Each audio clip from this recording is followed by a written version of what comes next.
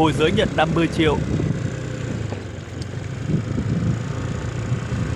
Bán dãy nhà một lầu, 110 m2 xã Long Khê, Long Trạch, huyện Cần Đước, Long An, gần chùa Thiên Quan, cách khu công nghiệp Cầu Tràm 2 km, căn 4,5 m và căn 5 m, dài từ 22 đến 25 m, phun thổ cư đã hoàn công, từ 3 đến 4 phòng ngủ, 2 đến 3 toilet, cách sân bay 28 km, giá từ 2 đến 2,3 tỷ.